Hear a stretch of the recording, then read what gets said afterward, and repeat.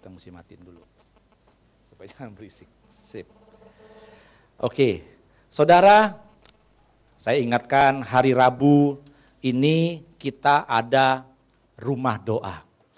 Saya rindu saudara dan kami semua para pelayan Tuhan bisa berdoa bersama-sama, memuji dan menyembah Tuhan. Karena saya percaya di dalam rumah doa ini kita enggak perlu minta mujizat, Tuhan sedang lakukan mujizat. Yang mengerti katakan amin. Ada kesaksian sedikit saudara, di mana kemarin rumah doa, ada jemaat tadi yang pertama datang. Saudara dia dengar rumah doa, dia mau doa. Dia pikir duduknya di bangku, saudara. Ternyata duduknya di karpet, gitu kan. Memang kita pengen pakai karpet. Waduh, dia bilang saya ini nggak bisa duduk di bawah, gitu. Maksudnya kalau dia ngelipat kaki agak lama sedikit, biasa dia kram dan dia udah nggak bisa ngapa-ngapain, saudara. Ketekuk seperti itu, dia bisa duduk di bangku. Tapi karena nggak ada bangku, ya kepaksa dia duduk di karpet, saudara. Dia duduk di karpet bersama adiknya, saudara, seorang ibu. Dia doa, dia muji nyembah, dia dijamah Tuhan, dia nangis, saudara. Setelah selesai dia ngomong, heran ya Pak Yupo ya. Loh kenapa? Iya, saya tuh nggak, tadinya waktu saya datang sholat karpet, aduh saya udah nggak bisa duduk nih. Pasti kram dan sebagainya, saya selalu begitu, nggak bisa duduk di lantai. Tapi karena waktu itu nggak ada tempat lagi, saya duduk dan saya memuji nyembah Tuhan. Tapi saya nggak rasa sudah 2 jam bahkan sampai terakhir saya bangun tanpa ada rasa kram, tanpa ada rasa sakit. Tuhan rupanya sudah sembuhkan saya. Kita beri tepuk tangan buat Tuhan, saudara. Saudara, saya percaya ini adalah tempat kudus Tuhan, di mana di rumah doa kita sama-sama memuji, menyembah Tuhan, melatih roh kita, ya, memperkuat roh kita, supaya kita semakin hari semakin peka dengan Tuhan. Khususnya di hari-hari yang jahat ini, kita sangat perlu kepekaan dengan Tuhan. Yang mengerti katakan amin. Puji Tuhan. Nah saudara, hari ini saya ingin membagikan sesuatu yang penting kita perlu miliki sebagai orang Kristen, sebagai anaknya Tuhan. Ya, saya nggak sebut hanya umat Kristen, tapi anak Tuhan khususnya. Kenapa saudara? Karena Tuhan berkata begini, saudara ada di tempat ini, apakah saudara percaya bukan saudara yang pilih Tuhan, tapi Tuhan yang panggil saudara. Amin. Ya. Saudara dipanggil oleh Tuhan. Kalau saudara dipanggil oleh Tuhan, Tuhan memiliki satu rencana yang indah di dalam kehidupan saudara. Amin. Mungkin hari ini rencana itu belum kelihatan.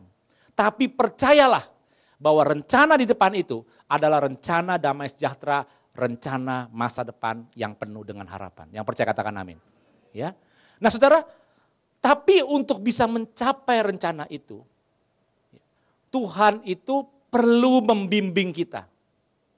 Nah ini yang kita akan bahas, bimbingannya Tuhan. Bimbingan Tuhan di dalam kehidupan kita. Saudara dengar baik, Tuhan tidak akan melepaskan kita, membiarkan kita mengambil keputusan, kita bertindak, kita melangkah sesuai dengan logika kita. Memang kita akan pakai itu dalam kehidupan kita sehari-hari. Tapi Tuhan akan mengontrol, mengendalikan yang namanya logika dan pikiran kita supaya masuk di dalam rencananya. Dan ini sangat kita perlukan dan ini adalah hak istimewa kita. Nah saudara, saya mau kasih ilustrasi seperti ini. Kalau saudara tahu, saudara pasti ada yang pernah naik pesawat udara, ada juga mungkin yang belum ya. Saya nggak tahu yang belum, saya berdoa supaya cepat-cepat naik pesawat udara. Kalau belum ya di Sentul ada balon udara, boleh naik dulu. Takut apa enggak gitu saudara ya. Ada yang takut ketinggian. Saudara, pesawat udara itu kan maksudnya ada apa namanya perusahaan penerbangan atau airlines itu kan punya macam-macam rute saudara. Dan satu rute itu katakanlah misalnya Jakarta Medan gitu ya. Atau Jakarta Surabaya rute padat. Itu akan diterbangi oleh berbagai macam perusahaan penerbangan saudara. Ya airlines itu saudara.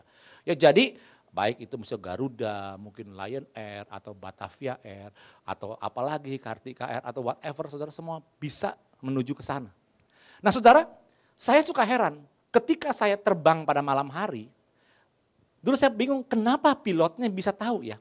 Padahal gelap, nggak kelihatan apa-apa, kok dia bisa mendarat tepat di Juanda. Dia bisa mendarat di Medan, dia bisa mendarat di airport-airport lain. Apakah dia tahu itu jalannya mesti mengarah kemana? Sedangkan di atas itu kita juga sering mengalami goncangan atau turbulensi namanya. Jadi kan awan yang jelek, cuaca yang jelek, itu pesawat itu bisa turun sudah dari jalurnya ini 100 meter ke bawah, bisa turun gitu. Atau naik ke atas, ke samping, didorong sama angin. Saudara, kalau dia ke samping, ke kanan, dia bisa-bisa nggak lagi di jalur, dia bisa ke sono. Saudara. Dan apakah bisa nyampe di tempat tujuan? Tapi kenapa? Pilotnya tuh tenang aja gitu, mau udara seperti apa, tetap dia bisa nyampe. Saudara, ternyata di dalam sebuah pesawat itu ada yang namanya manajemen penerbangan, sistem penerbangan atau flight management system, yang mana di dalam flight management itu sudah ada yang disebut namanya flight plan, rencana penerbangan. Nah, rencana penerbangan ini dibuat ya oleh perusahaan penerbangan tersebut dengan pemerintah setempat. Jadi misalnya gini, kalau pesawat airline A ada dari jalur Jakarta ke Surabaya, airline B juga punya Jakarta Surabaya, airline C juga punya Jakarta Surabaya, sampai airline Z juga punya Jakarta Surabaya. Sama tujuannya. Dan kadang-kadang jamnya pun sama, saudara. Tapi kenapa mereka nggak tabrakan? Kenapa nggak macet di udara gitu? Ya kan? Kita bahkan nggak pernah ketemu, sama-sama terbang bareng gitu, nggak ada, saudara. Ya kan? Kenapa demikian? Padahal jamnya sama, mendaratnya bisa sama, saudara sana. Paling beda-beda menit. Saudara, ternyata ada flight plan itu. Jadi menteri ini mengatur, saudara. Oke, kalau perusahaan penerbangan ini jalurnya harus tinggi sekian. Jalannya misalnya dari sini ke Surabaya, kamu nggak boleh jalannya lempeng gini ya, kamu harus agak miring. Gini, sampai sini. Tinggian terbangnya harus tahu. Yang satu lagi dari sebelah sini. Yang satu lagi dari atasnya, makanya ada pesawat terbang yang terbangnya 33.000 kaki, ada yang terbangnya 30.000 kaki, ada yang terbangnya 28.000. Karena beda-beda. Nah, itu plan. Tetapi begitu plan itu dimasukkan dalam komputer pesawat, jadi pilot tinggal ketik, oke, saya mau ke Medan, dia ketik MES. Langsung, semua arah GPS-nya diatur ke arah situ. Jadi begitu dia terbang, saya waktu teman di gym ada satu pilot, saudara. Saya bilang, Pak, kalau nyetir pesawat susah nggak? Enggak. Loh, kenapa enggak, Pak? Kayaknya ribet banget ya, begitu banyak instrumen yang harus dikontrol. Oh tidak, Pak. Begitu 50 feet terbang, dia cuma ngawasi waktu lepas landas. Begitu lepas landas langsung dipencet tombol, autopilot. Langsung itu pesawat ngambil alih, peralatan langsung ngambil alih. Sekalipun ada badai, dia turun 50 meter ke samping 100 meter. Pesawat itu akan mengoreksi diri sendiri, masuk lagi ke jalurnya. Ini plan, saudara. Nah, saudara, umat Tuhan itu dibawa seperti itu. Ketika saudara dan saya dipanggil sama Tuhan, Tuhan itu punya flight plan, punya rencana, God plan di dalam hidup kita. Dia sudah taruh itu dalam hidup kita. Dan kita tinggal menjalani. Ya, tapi memang dalam perjalanan ini kita perlu bimbingan. Kita perlu tuntunan Tuhan.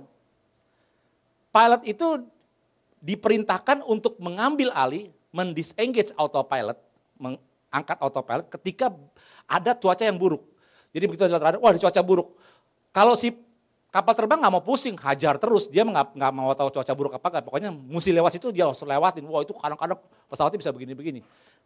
Kalau pilot, ini bahaya, dia engage, dia putar, set, dia lewatin sebelahnya atau dia turun ke bawah. Yang gak bahaya, sampai begitu aman dia pencet lagi autopilotnya, balik lagi, set pesawatnya ke situ. Ya. Nah jadi kita perlu bimbingan nih. Mungkin kita lagi melenceng ke kiri atau ke kanan, bisa jadi saudara. Tapi Tuhan akan tetap masuk di dalam tuntunan, akan menuntun kita. Buka Mazmur 32 ayat yang ke-8. Mazmur 32 ayat yang ke-8.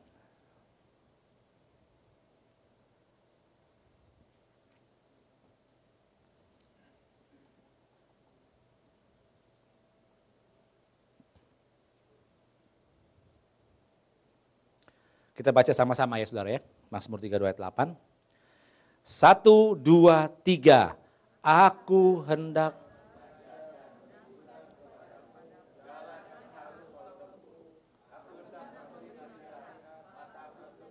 Katakan amin. Saudara, saya mau katakan janji ini itu hanya dimiliki oleh anak-anak Tuhan. Katakan amin saudara. Agama lain tidak pernah memiliki janji ini. Bagaimana mereka berjalan? Mereka berjalan berdasarkan kitab sucinya. Tapi Tuhan bukan hanya dengan kitab suci, dia janji sama kita, aku hendak mengajar dan menunjukkan kepadamu jalan yang harus kau tempuh. Flight plan-nya. Aku yang akan tunjukkan, aku akan ajarin caranya ke sana gimana. Ya. Dan dikatakan yang luar biasa, aku hendak memberi apa? Nasihat. Saudara perlu nasihat. Dan ini yang luar biasa, mataku tertuju. Saya mau tanya, kalau dari firman ini, mataku tertuju padamu. Saat kita melenceng dari rencananya Tuhan, Tuhan tahu apa tidak? Tahu. Tahu saudara. Ya. Maka saya katakan umat Kristen ini anak Tuhan tuh enak. Hidupnya itu semua disediakan Tuhan. Tapi kita masih gak mau saudara. Kita masih mau pakai cara dunia. Padahal hidupnya udah siapin Tuhan. Mataku tertuju padamu, aku beri nasihat, aku ngajarin, aku tunjukkan. Bagaimana kurang baik saudara. Dan ini hanya ada di anaknya Tuhan. Ya, yaitu saudara dan saya. Dan Tuhan sudah buktikan saudara. Zaman dulu, dari mula-mula, Abraham dipanggil dari Ur Kasdim sampai ke tanah Kanaan. Saudara pikir waktu Abraham hidup itu ada peta? Enggak ada saudara. Saudara pikir Abraham tahu di mana tanah Kanaan? Dia enggak tahu saudara. Berapa besarnya tanah Kanaan dia tahu enggak? Enggak tahu. Lah sekarang bagaimana dong Abraham enggak ada peta, enggak ada jalan tol, enggak ada nama jalan, enggak ada GPS. Kok bisa sampai ke tanah Kanaan? Bagaimana caranya? Ditun sama Tuhan. Yang nulis kitab Kejadian itu Musa, bukan Abraham saudara. Musa dapat ilham dari Tuhan untuk tulis itu. Tapi kalau ditanya Abraham, Abraham ceritain kita dong, gimana you dari Ur Kasdim kok bisa nyampe ke tanah Kanaan? Padahal kan yang you lewatin padang gurun, padang rumput. Kok you tahu jalannya ke kiri atau ke kanan? Padahal you gak punya peta. Gak punya kompas. Gimana taunya? Dia pasti akan ngomong, kamu tahu gak? Saya itu dituntun Tuhan. Tuhan yang kasih tahu saya mesti kiri ke kanan atau lurus atau stop. Tuhan yang kasih tahu. Makanya ketika sampai tanah Kanaan Tuhan bilang gini, Abraham kelilingi negeri ini. Sejauh engkau mengelilingi, itu yang aku akan kasih kepadamu. Jadi saudara begitu dekatnya Tuhan nuntun Abraham. Dan saya mau kasih tahu saudara, bukan hanya Tuhan menuntun, tapi di dalam tuntunan, di dalam bimbingan Tuhan, Tuhan juga menyediakan. Yang mengerti katakan amin. Abraham tuh jalan dari Ur Kasdim sampai Kanaan sih bulanan dah minimal. Kira-kira dia cukup mau kalau bawa makanan semua? Berbulan-bulan cukup nggak? Nggak cukup ya. Kok nggak mati ya di tengah jalan? Kok nggak kehausan ya? Kok nggak kelaparan? Kok ternaknya bisa hidup? Siapa yang siapin semua itu? Tuhan. Jadi di dalam bimbingan Tuhan, Tuhan juga akan memberikan penyediaan. Ya. Contoh kedua, bangsa Israel. Bangsa Israel itu keluar dari Mesir, dituntun lagi oleh Tuhan. Dibimbing oleh Tuhan, masuk ke tanah yang penuh susu dan madu. Tanah yang pernah Abraham tinggalin. Saudara, waktu zamannya Musa itu udah lebih canggih dikit, sudah ada jalan. Nah kalau saudara bayangkan segitiga seperti ini, ya segitiga. Ya. Di sini Mesir, di sini Kanaan, titik kanan. Jadi A, B, C. A itu Mesir, B Kanaan. Saudara ada jalan yang biasa dilalui pedagang dan orang-orang lain dari A ke B. Ada jalan itu, jelas jalannya. Ada jalan batu-batu yang biasa dilewati. Tapi Keluaran 13 berkata, Tuhan tidak menuntun umatnya berjalan melalui jalan itu. Tapi Tuhan menuntun umatnya berjalan melalui A, C, C, B. Gitu. Saudara, kalau jalan ini nggak heran, kita bisa ikutin jalannya banyak ada batu-batu. Tapi yang ke A ke C itu padang gurun. Nggak ada jalan, yang ada cuma pasir. B ke C sama juga padang gurun, yang ada cuma pasir. Lantas bagaimana mereka tahu mereka bisa nyampe ke titik B ke Kanaan itu. Sementara mereka mungkin berada di antara A dan C. Atau di antara C dan B. Bagaimana mereka tahu mesti nikung? Sama juga gak ada kompas waktu itu, saudara. Sekali lagi, Tuhan menuntun. Kasih tiang awan dan apa? Tiang api. Tiang awan itu jalan. Ikutin jalan. Stop. Nah, sekali lagi saya mau buktikan. Selain Tuhan menuntun umatnya, Tuhan juga menyediakan. 40 tahun mereka ada di padang gurun, kasut mereka, di sana nggak ada toko sendal di padang gurun. Nggak kayak sekarang, ke kota Kaisar ada toko sendal di tengah-tengahnya. Shopping masih bisa, di sana dulu nggak ada. Jadi kasut dipakai 40 tahun, awet nggak saudara? Saudara yang dagang sendal boleh tanya tuh merek apa Tuhan tuh yang kayak gitu. Awet banget 40 tahun nggak rusak-rusak. Baju di mereka itu nggak lusuh, 40 tahun saudara. Kasihan dagang baju tuh, bisa nggak laku kalau dapat baju kayak gitu saudara. 40 tahun nggak rusak saudara. Makannya gimana makannya? Dapat roti dari surga, namanya apa? Mana. Minumnya gimana? Ada air. Pengen makan burger, roti dan daging dapat nggak? Dapat. Burung puyuh dikasih Tuhan. Jadi selain Tuhan menuntun, Tuhan juga menyediakan. Ini yang perlu saudara saya miliki. Jadi jangan takut ikut Tuhan. Dia bukan menuntun, dia juga menyediakan, saudara. Ya. Nah, saudara, bagaimana sekarang penyertaan Tuhan dalam perjanjian baru? Itu kan nabi-nabi. Daud dituntun karena nabi, ada nabi Nathan, ya. Ada nabi Samuel yang bicara atas nama Tuhan. Hari-hari ini gimana? Nah, coba buka Ibrani pasal 1, ayat 1 dan 2.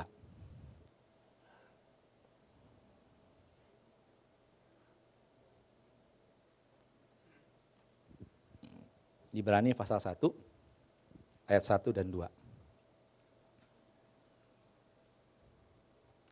Kita baca sama-sama dengan suara yang keras ya. 1, 2, 3.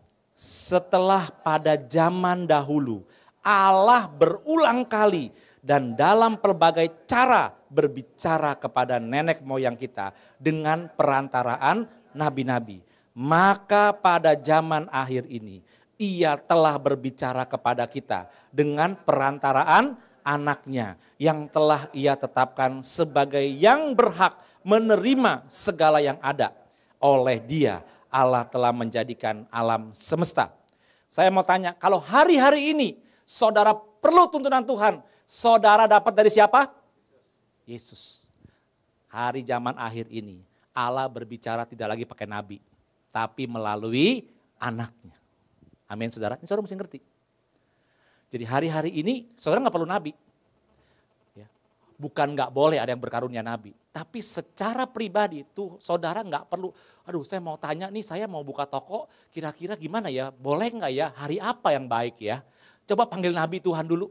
Enggak perlu. Tuhan bicara kepada anaknya. Anaknya Yesus. Yesus adalah firman Allah.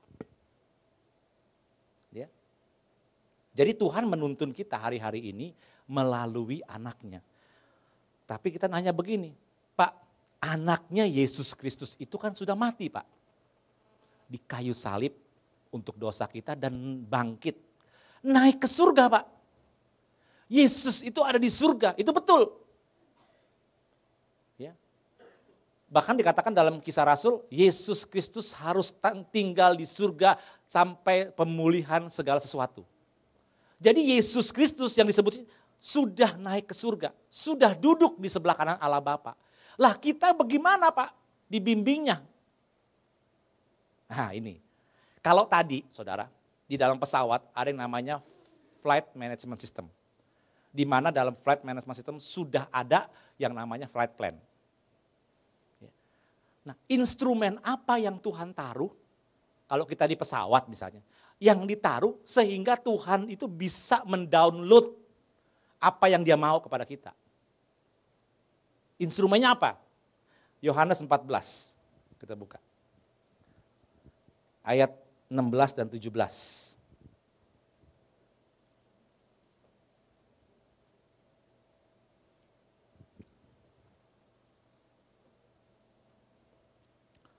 Yohanes 14 ayat 16 dan 17. Oke, kita baca sama-sama dengan suara yang keras. Ayo. 1, 2, 3. Aku akan minta kepada Bapa dan Ia akan memberikan kepadamu seorang penolong yang lain, supaya Ia menyertai kamu selama-lamanya, yaitu Roh kebenaran. Dunia tidak dapat menerima Dia, sebab dunia tidak melihat Dia dan tidak mengenal Dia. Tetapi kamu mengenal Dia, sebab Ia menyertai kamu dan akan apa? Diam di dalam kamu. Kasih tahu dong sebelahnya, di dalam kamu tuh ada roh kebenaran. Gitu. Ya. Kasih tahu saudara, ingetin ada roh kebenaran. Itulah istilahnya flight management system yang ditaruh di dalam saudara saya. Tuhan taruh itu, cek yang namanya roh kebenaran atau Roh Kudus. Dia nggak tinggalin kita, dia naik ke surga memang, tapi dia kasih Roh Kudus. Ditanam di dalam hidup kita. Dan dia akan menyertai kita selama-lamanya. Artinya sampai kita meninggal, sampai kita ada di surga. Dia akan diam di dalam kamu. Jadi jangan cari di luar. Roh Kudus mana Roh Kudus? Nggak ada. Adanya di dalam. Ya. Itu instrumennya. Nah kita lihat nih, tugas instrumen itu salah satunya apa? Di dalam Yohanes 16, coba kita buka. Nggak apa-apa ya, baca-baca firman sedikit.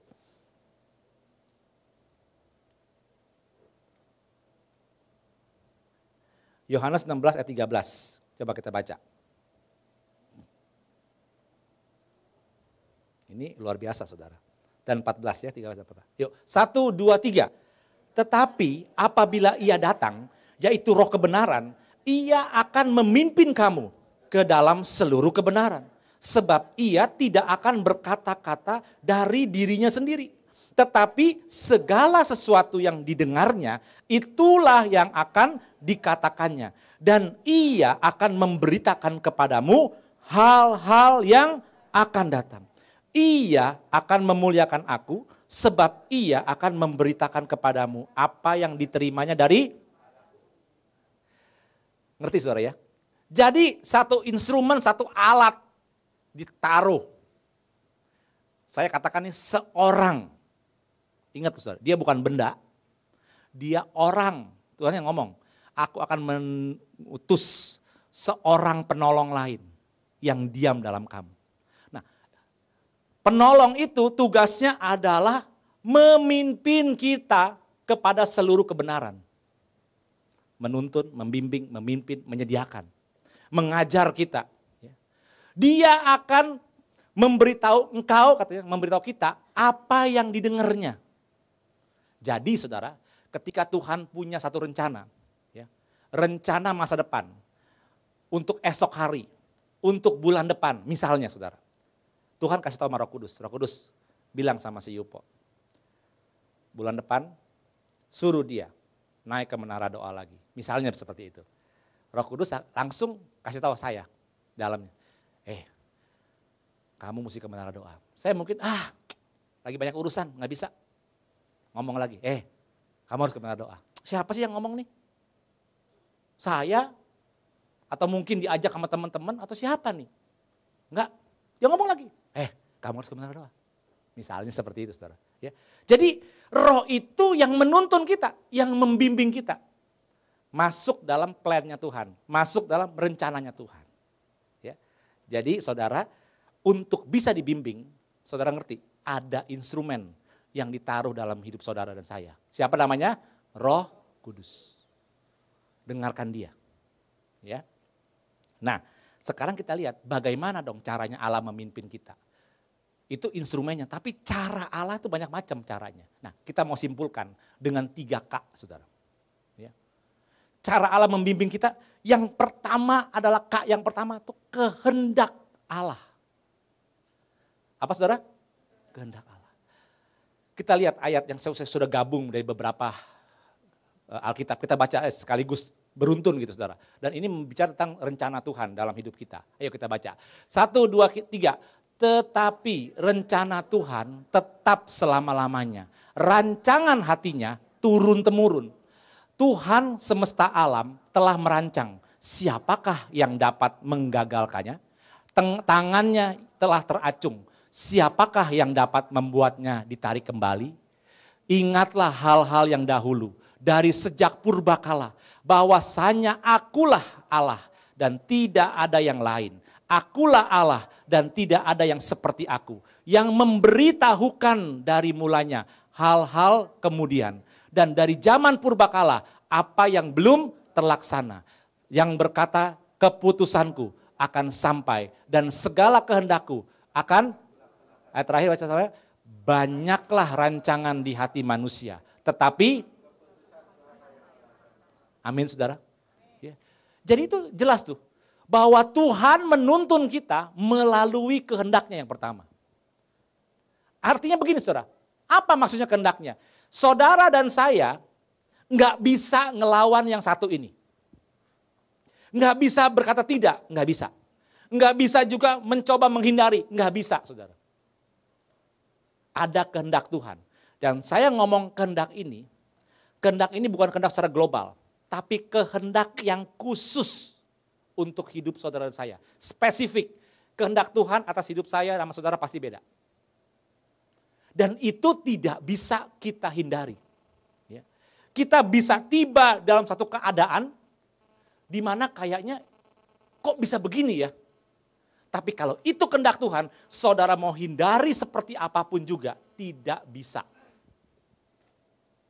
Banyak orang bersaksi, iya loh Pak, saya lagi ngalami kesulitan. Saya coba telepon temen, saudara, orang tua, bos saya sendiri, nggak ada jalan Pak, buntu kayaknya. Semuanya kayaknya cuek, nggak mau bantu saya Pak. Gimana ya saya? Tenang aja saudara. Ya. Kalau itu kehendak Tuhan, saudara nggak bisa berbuat apa-apa atas itu. Saudara cuma perlu jalanin aja. Lewatin bersama dengan Tuhan. Nggak bisa dia apa-apain. Ya. Kadang-kadang tuh kalau dalam konseling, orang mau sharing. Ya. Saya yakin saya atau Pak Marco yang suka banyak dapat dari jemaat. Itu saya buntu gitu. Tadi ada seorang ibu, dia konseling. Saya kayaknya, Pak gimana ya Pak ya menurut Bapak? Gimana ya, saya juga nggak bisa apa, saya bilang nggak bisa, suamimu tuh keras sekali hatinya, saya nggak bisa ubah, mas saya mesti marah-marah juga percuma. Kalau kamu aja udah marah-marah, dia marah-marah balik lagi kok katanya. Ya. Jadi gimana? Ya udah kita serahkan kepada Tuhan. Tapi yang penting ibu sebagai istri tetap mengasihi. Ibu sebagai istri tetap memperkatakan firman Tuhan. Iya deh. Ya. Jadi saudara, kadang-kadang kita nggak bisa hindari masalah itu. Masalah itu terjadi dalam hidup kita. Dan itu kehendak Tuhan. Tapi dengar baik saudara. Belum tentu masalah yang saudara hadapi hari-hari ini itu kehendak Tuhan. Belum tentu. Ya. Bisa juga itu karena kesalahan kita. Kita kejeblos, kita kurang hati-hati. Bisa. Belum tentu kehendak Tuhan. Ya. Saudara, kalau memang kehendak Tuhan, Tuhan itu akan membuat segala situasi ya, berlaku untuk jalan kehendaknya. Sekalipun, ini sekalian dengar baik-baik, sekalipun manusia mau berkehendak bebas seperti apapun, mau berbuat jahat seperti apapun, tapi kalau kehendak Tuhan yang sudah jadi, itu enggak ada yang bisa halangi, siapapun itu. Ya. Sepertinya biasa-biasa, saya kembali ke ceritanya Yusuf. Oke? Saya bilang kan, Yusuf itu dapat mimpi jadi Perdana Menteri. Pertanyaan saya pertama, dia tahu nggak Perdana Menteri di mana? Nggak tahu. Dia tahu nggak kapan jadi Perdana Menteri? Nggak tahu. Dia tahu nggak caranya bagaimana? Nggak tahu. Dia cuma tahu dapat mimpi. Akibat mimpinya ada yang iri hati, pengen bunuh dia. Dia menjalani mimpinya, tapi banyak hal-hal yang nggak enak.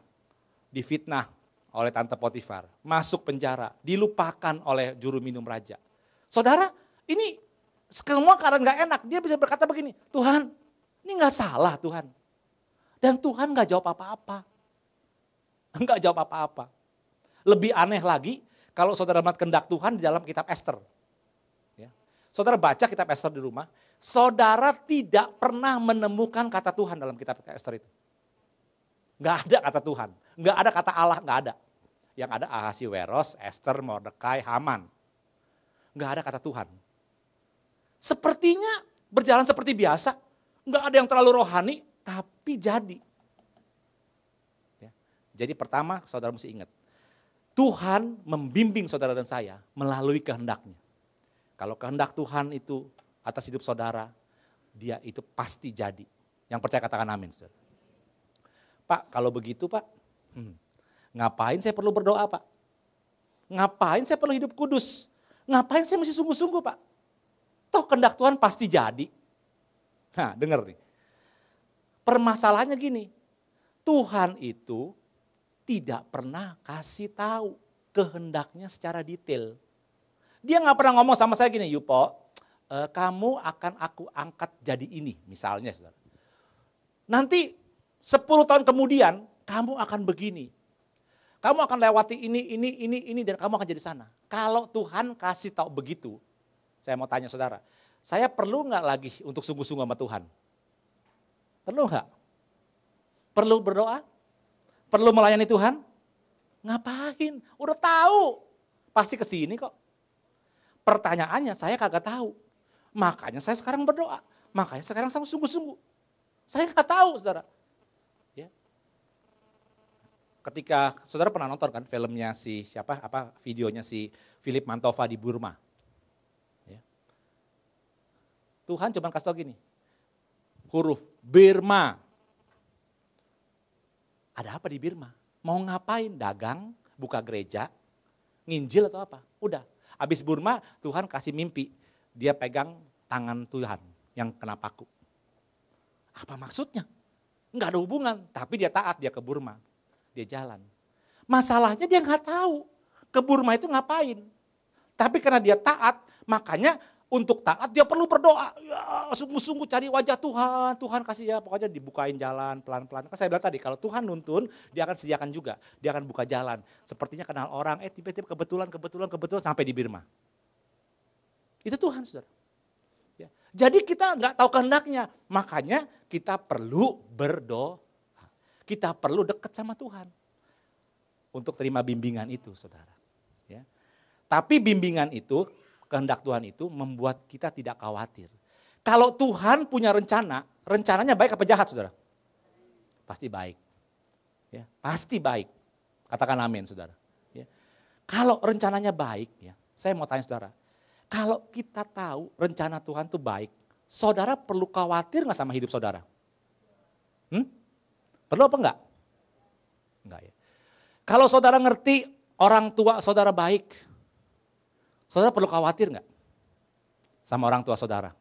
Jangan-jangan saya dijadiin sekolahin jadi perampok nih. Jangan-jangan gue di sekolahin jadi pelacur misalnya. Saudara perlu khawatir gitu nggak? Nggak perlu. Tahu baik. Saudara. Ini dia, bimbingan atas kehendak Allah yang pertama, itu membuat kita nggak perlu khawatir. Sehingga kita bisa berkata gini, kesusahan sehari cukuplah untuk sehari. Besok ada kesusahan sendiri. Itu urusan Tuhan. Kita tiap hari dibimbing sama Tuhan. Setiap hari langkahku dipimpin Tuhan. Amin, saudara. Ya. Yang pertama kehendak Allah. Yang kedua, bagaimana cara memimpin? Yang kedua itu ketetapan Allah. Ketetapan Allah itu firman. Buka Mazmur 119 ayat 105.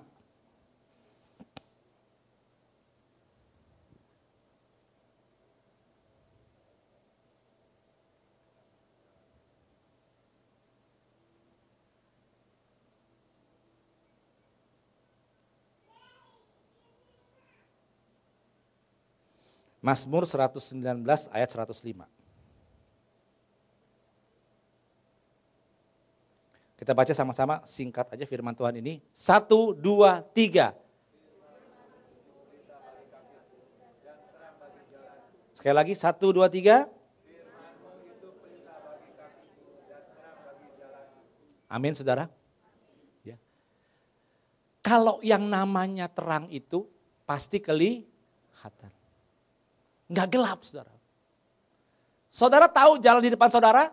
Jawabannya tahu. Kenapa? Firman-Mu yang menerangi jalanku. Ya. Nah saudara, yang kedua, Tuhan membimbing kita dengan firman Tuhan. Dengan firman Allah. Kenapa gereja ada khotbah? Betul nggak? Karena khotbah itu isinya firman. Ini bagian yang penting untuk membimbing saudara. Pengajaran firman Allah itu juga penting untuk membimbing saudara. Jadi kita tuh punya koridor, ya, punya batas. Batasnya itu firman Allah. Makanya Yakobus berkata begini, terimalah ya dengan lemah lembut firman yang tertanam di hatimu, yang berkuasa menyelamatkan jiwamu. Saudara, ketika kita terima firman, jiwa kita diubahkan, mindset kita diubahkan, cara berpikir, cara merasa kita, cara kemauan kita diubahkan. Ya. Jadi firman itu mengajar kita do and don't. Apa yang boleh dilakukan, apa yang tidak boleh.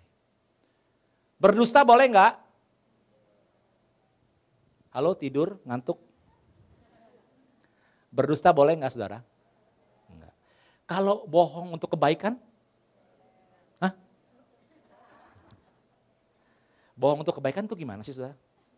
Bohong untuk kebaikan. Kalau saya kan udah ajarin, kalau saudara nggak mau bohong, diem aja nyengir. Ya. Nyengir, nggak usah bohong, nyengir aja. Ya. Kalau saudara nggak mau kata, diem aja.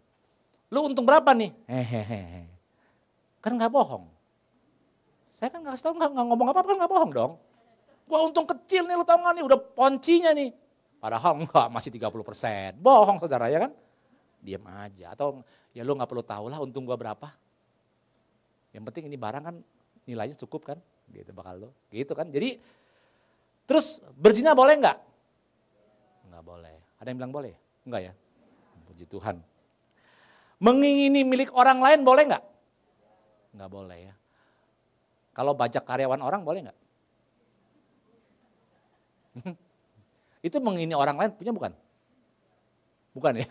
Bukan Pak, itu bajak tulisnya. Di sini nggak ada tulisan bajak Pak. Zaman dulu memang belum ada yang namanya bajak-bajakan karyawan ya. Tapi Tuhan tahu ini berlaku sepanjang masa. Mengingini orang lain punya, apalagi sesamamu. Saudara seiman. Ya. Nanggung. Jadi penanggung orang lain boleh nggak? Misalnya ada orang mau ngutang, Pak kasih Pak, saya jamin Pak, dia orang baik. Ada apa-apa telepon saya aja Pak, saya yang tanggung. Boleh nggak? Wah ini saya mau jadi pahlawan nih Pak, saya kasihan nih Pak.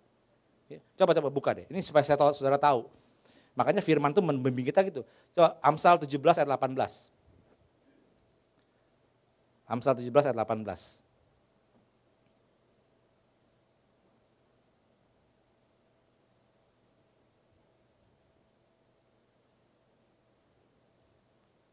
Yuk kita baca. 1, 2, 3. Orang yang tidak berakal budi, ialah dia yang membuat persetujuan, yang menjadi penanggung. Bukan nggak boleh, tapi tidak alias apa? Ya, saudara nggak berani ngomong, ngeri, saudara. Bodoh gitu ya. Tidak berakal budi, bukan nggak boleh, tapi bodoh, salah sendiri. Nah ini firman saudara. Firman yang menjadi bimbingan bakal kita. Tuhan membimbing melalui firman-Nya.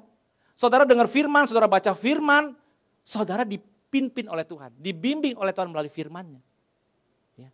Tapi firman yang dibaca doang gak ada gunanya saudara. Namanya logos. Firman itu harus hidup. Namanya rema. Ini yang Tuhan mau. Kalau kita dibimbing, firman itu harus jadi rema. Bukan logos. Tapi rema. Loh, apa itu Pak rema? Kan firman yang sama. Saya kasih contoh gini. Ini kejadian sebenarnya. Seorang pengusaha saudara. Dia rajin baca firman tiap hari. Satu hari dia baca firman dari Amsal 22 ayat 24. Saya bacakan aja. Jangan berteman dengan orang yang lekas gusar. Jangan bergaul dengan seorang pemarah, supaya engkau jangan menjadi biasa dengan tingkah lakunya dan memasang jerat bagi dirimu sendiri. Dia nggak ngerti apa maksudnya ya. Ini firman nggak ada hubungan kayaknya. Dia tanya Tuhan, Tuhan nggak ngomong apa-apa. Roh Kudus nggak bicara apa-apa. Nah hari itu dia ingin pergi dengan temannya untuk membuat persetujuan join, ya kongsi antara dia dan temannya.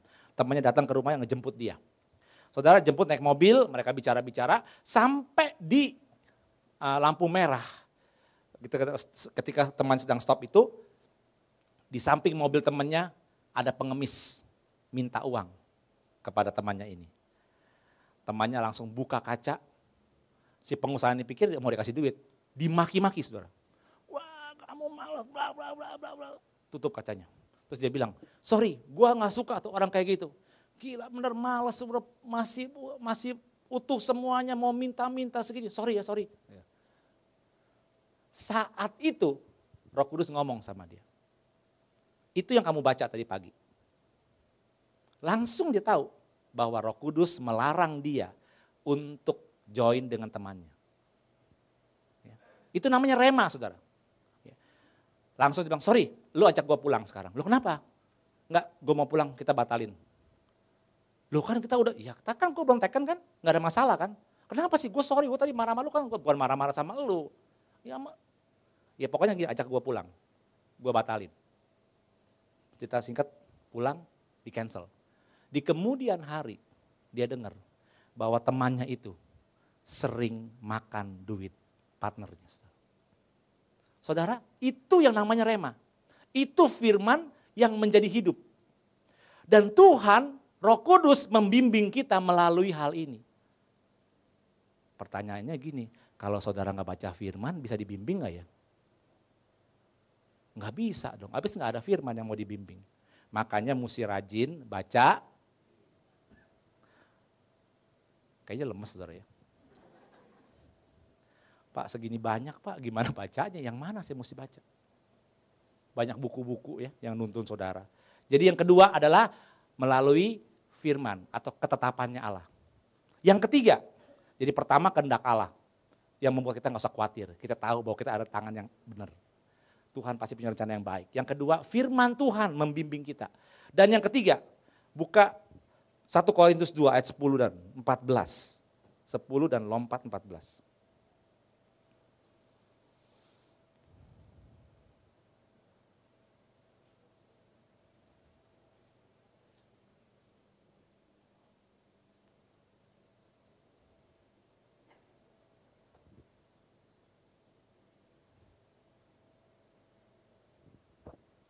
Yuk kita baca 1 Korintus 2 ayat 10.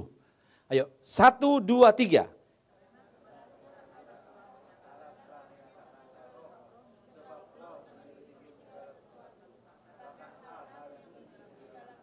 Ayat 14. Tetapi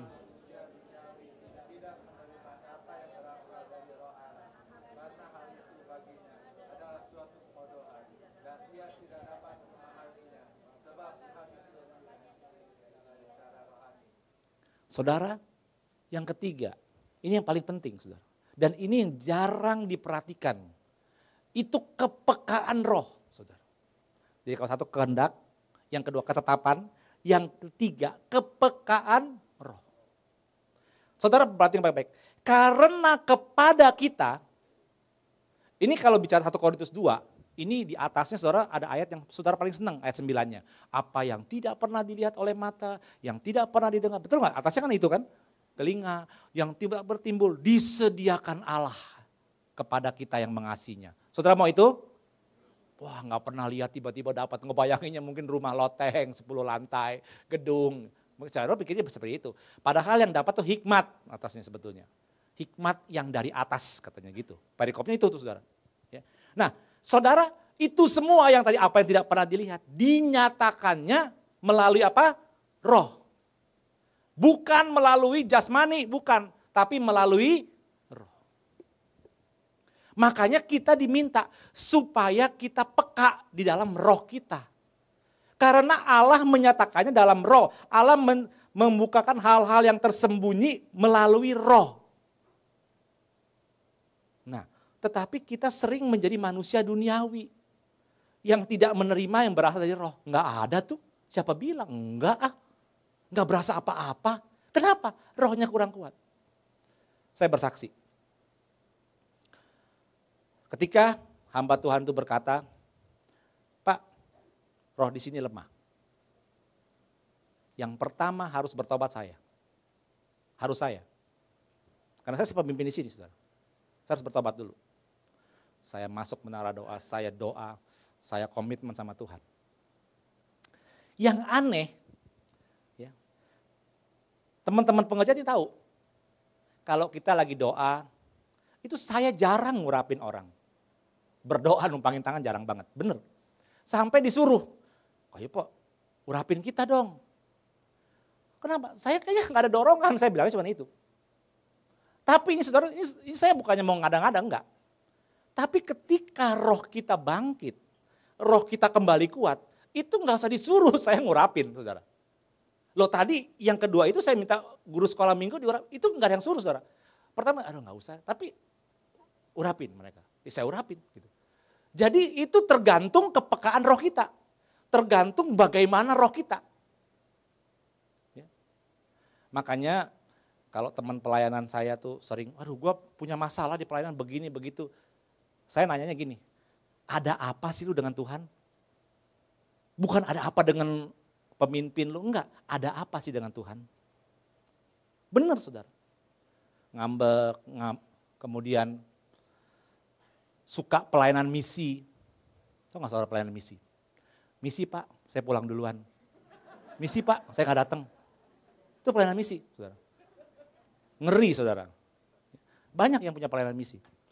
Saudara ini kenapa? Rohnya nggak kuat. Kurang kuat lah saya mau nggak kuat. Saudara. Ya. Saudara makanya Tuhan minta. Kalau mau dibimbing, kalau sampai nggak mau salah jalan, ya harus punya kepekaan roh. Saya ambil contoh ya. Paulus dan Silas, itu dalam kisah 16, saudara baca di rumah ya, 140. Itu Paulus dan Silas menjalankan perintah atau keputusan rasul-rasul. Keputusan rasul-rasul ini bukan orang sembarangan. Rasul-rasul itu sudah berdoa dan mereka bilang, oke Paulus dan Silas kamu kelilingin daerah ini. Ya. Mereka berjalan. Ya, disertai Tuhan luar biasa. Tapi ketika mereka mau masuk ke sebuah daerah yang namanya Misia, roh bilang jangan masuk situ. Jangan. Nggak jadi keluar. Dia mau masuk ke Bitania, roh bilang jangan masuk situ. Dia juga nggak jadi. Saudara, seandainya Paulus nggak peka, dia masuk itu ke Misia, mungkin terjadi hal-hal yang nggak enak. Saya pernah dengar seorang hamba Tuhan, saudara. Dia mau merebut satu daerah, dia pergi misi ke sana. Dia doa, dia peperangan rohani. Saudara, babak belur, hampir mati saudara. Terkapar. Karena kuasa gelapnya apa segala macam. Dilukai sama orang-orang setempat. Dia tanya Tuhan, Tuhan kenapa bisa begini? Dia ngaku sendiri. Kamu gak dengar apa yang aku katakan. Kamu paksa dirimu untuk ke situ. Aku bilang jangan, tapi kamu maksa. Nah itu Paulus. Ketika Paulus dengar tidak, ya udah dia belok. Dia gak masuk. Kesini gak boleh juga. Padahal itu udah diputusin sama rasul-rasul. Ya, saudara ini penting. Kalau saudara ingin dibimbing Tuhan, ingin berhasil, ingin capai ke tempat tujuan yang Tuhan mau, kepekaan roh ini adalah salah satu yang saudara harus miliki. Yang mau katakan amin. Saudara. Makanya kalau saudara nanya, Pak bagaimana supaya roh saya peka? Ada obatnya enggak? Saudara cari di apotek enggak ada. Di dokter juga enggak ada. Obatnya ada di menara doa, saudara. Obatnya kita doa sama-sama. Obatnya itu kita sering berada di kaki Tuhan. Sering hubungan intim dengan Tuhan. Yang mau katakan amin, saudara. Ini kepekaan roh. Ini akan menghasilkan kepekaan roh. Kalau roh saudara peka, wah udah. Saudara akan jalan di jalan yang Tuhan mau. Ingat loh, ini bukan bicara pelayanan saja. Tapi ini bicara juga soal kehidupan saudara sehari-hari. Jadi saudara perlu rohnya peka. Gampang sih lihat orang rohnya peka saudara ya. Ketika mulai menyala-nyala. Kayak tadi saya ngomong sama seorang ibu tadi. Dia kesel banget lihat suami seperti itu. Tapi saya bilang satu, sorry saya mesti ngomong. Dia dulu ngalamin hal yang sama suaminya, keras. Saya bilang, saya cuma lihat satu, muka kamu beda hari ini.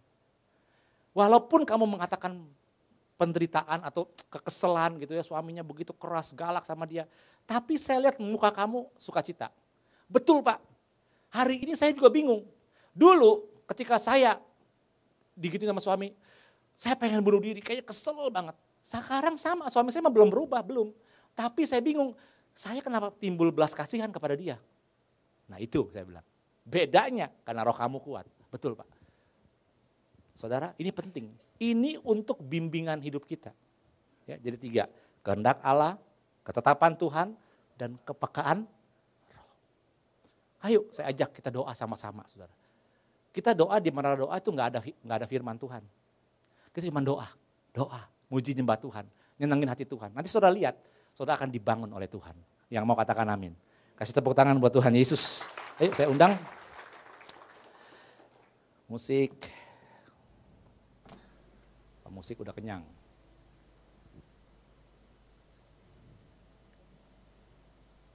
Hamba-hamba Tuhan, silahkan